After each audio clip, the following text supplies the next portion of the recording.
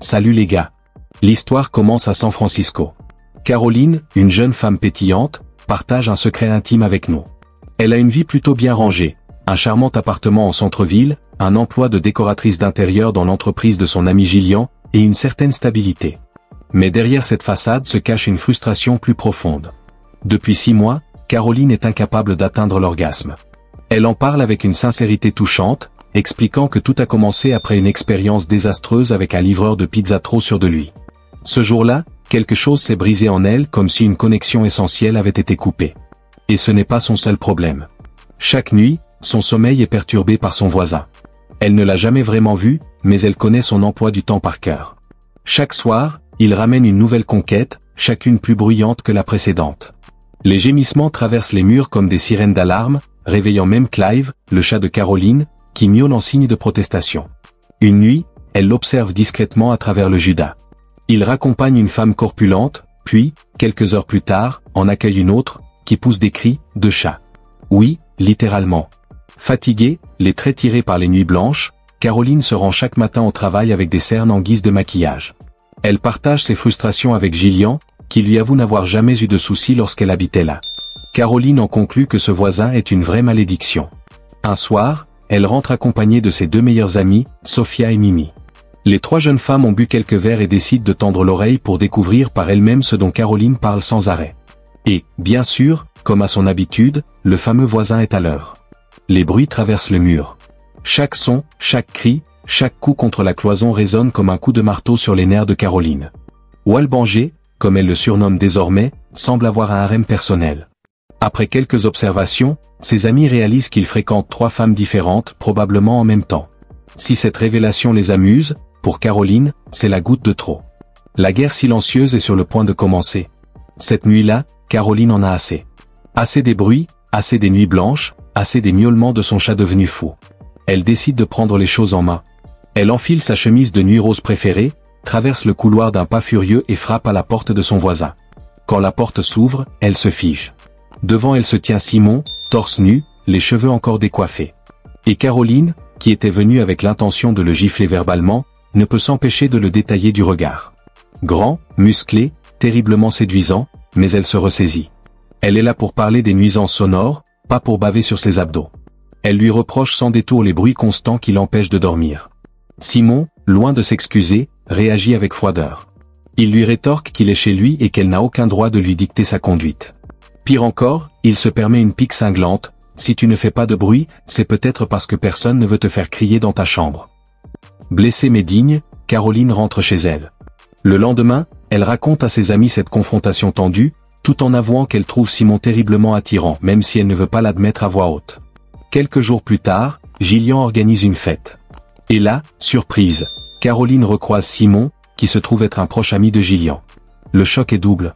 D'autant plus gênant que ses amis, sans faire exprès, l'appellent Walbanger en sa présence. Simon lève un sourcil intrigué. Mais lui aussi a son petit surnom pour Caroline, la fille en chemise de nuit rose. Ce soir-là, dans le jardin, Simon et Caroline prennent un moment pour discuter, loin des regards. La tension monte, les vieilles rancunes ressurgissent, jusqu'à ce que Caroline, emportée par la frustration, claque une gifle à Simon. Le silence qui suit est lourd. Mais contre toute attente, cette gifle marque un tournant. Les 2 voisins décident de faire une trêve. Ils établissent quelques règles simples pour éviter que leur cohabitation ne tourne à la guerre civile. Simon s'engage à limiter les nuisances sonores la nuit, et Caroline promet de ne pas s'énerver pour un rien. Un pacte fragile, mais un début d'entente. Pendant ce temps, leurs amis respectifs ne perdent pas de temps. Sophia flirte avec Neil, Mimi échange des regards complices avec Ryan. Et très vite, chacun quitte la fête avec son cavalier du soir. Quant à Caroline et Simon, une étrange complicité commence à naître. Le lendemain matin, Gillian propose à Caroline une idée qu'elle avait en tête depuis un moment. Pourquoi ne pas essayer de construire une relation avec Simon? Gillian connaît Simon depuis longtemps et tient à rassurer son ami. Non seulement c'est un gars bien, mais en plus, c'est un photographe professionnel très talentueux. Quelques jours plus tard, un événement inattendu vient bousculer la routine. Le chat de Caroline, excédé par les bruits étranges qui émanent de l'appartement voisin, attaque violemment l'une des filles qui imitait des cris de chat. La jeune femme, apeurée, s'enfuit en courant, laissant Caroline soulagée. Dans le même temps, la fille en surpoids qui fréquente Simon remarque clairement la complicité grandissante entre lui et Caroline. Lorsqu'il part en voyage en Irlande, Gillian en profite pour transmettre à Simon le numéro de Caroline. Durant tout son séjour, ils échangent des messages, tissant lentement un lien qui les rapproche. À son retour, Simon et Caroline passent progressivement d'une relation marquée par la tension et l'hostilité à une véritable amitié complice. Ils partagent de plus en plus de moments ensemble, même des nuits, mais s'entendent pour ne rien précipiter et rester seulement amis. Un week-end, accompagnés de leurs amis, ils se rendent dans la cabane privée de Ryan, où ils profitent de la nature, jouent de la guitare, discutent en toute sincérité et arpentent des sentiers pittoresques. L'atmosphère est détendue, mais leur relation demeure platonique. Un soir, après quelques verres de vin, ils se lancent dans un jeu d'action ou vérité. Caroline, observant la dynamique des couples, remarque l'absence d'alchimie entre Mimi et Sofia avec leurs petits amis respectifs. Elle suggère sans détour que les deux amis échangent leurs compagnons, convaincus que leurs relations actuelles ne fonctionnent pas.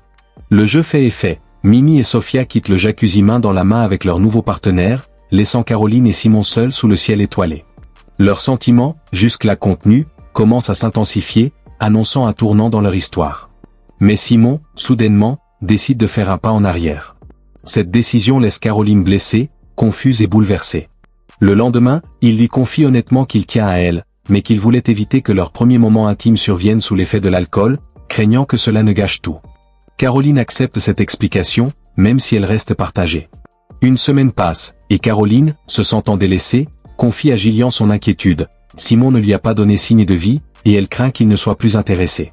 Gillian, fidèle ami, la rassure avec douceur, il suffit de laisser un peu de temps à Simon pour qu'il trouve son rythme. Un jour, Caroline décide finalement d'inviter Simon à sortir. Mais au moment de passer à l'action, elle surprend accidentellement une conversation entre lui et une de ses anciennes petites amies. Cette découverte la déstabilise profondément, et elle change d'avis. Plutôt que de poursuivre avec Simon, elle choisit de revoir Jim, son ex-petit ami. Cette rencontre avec Jim prend un tour plus intime, mais rapidement, une erreur de sa part vient tout gâcher. En l'appelant décoratrice, il minimise involontairement sa passion et son métier. Blessée, Caroline met fin au rendez-vous, repartant le cœur vide. À ce moment précis, Simon se présente à sa porte. On ignore s'il était là depuis un moment, mais Caroline se laisse aller et lui confie toutes ses frustrations. Elle se sent ignorée, déçue de sa mauvaise soirée avec Jim, et épuisée par sa situation. Simon l'écoute avec attention, la réconforte et lui révèle avoir mis fin à toutes ses relations précédentes, parce qu'il ne veut être qu'avec elle. Dans un élan d'espoir, Simon invite Caroline à un voyage photographique en Espagne. Il veut avancer doucement dans leur relation, tandis que Caroline propose de commencer par de petits pas, pleins de douceur. Mais au fil du temps, ces petits pas ne suffisent plus à Caroline. Elle sent qu'il est temps d'aller plus loin. Simon fait alors tout son possible pour que tout soit parfait. Caroline croit enfin que ce moment tant attendu est arrivé. Et pourtant, soudain, rien ne se passe. Pour ne pas montrer sa déception, elle feint d'atteindre l'orgasme. Le lendemain matin, sans trop d'explications, Caroline confie à Simon qu'elle a apprécié le temps passé avec lui, mais qu'elle doit rentrer chez elle. Quelques jours plus tard, Simon revient la voir. Il la trouve en train de cuisiner. Conscient qu'elle avait faim la veille, il lui propose de travailler ensemble pour comprendre la racine du problème. À contre-cœur, Caroline se confie enfin. Elle explique que ses difficultés ont commencé avec ce fameux livreur de pizza, et combien cette blessure l'épuise encore. Simon la serre dans ses bras, la réconforte, et ensemble, ils s'avouent leur amour. Cette fois, ils décident de réessayer. Et cette fois, tout se passe parfaitement. Caroline vit enfin ce moment de plaisir qu'elle cherchait depuis si longtemps. L'histoire se conclut sur l'image de ces deux âmes qui se rapprochent, formant un amour sincère et durable. Merci d'avoir regardé cette vidéo. N'oubliez pas de liker, de vous abonner et de rester connecté pour la prochaine histoire.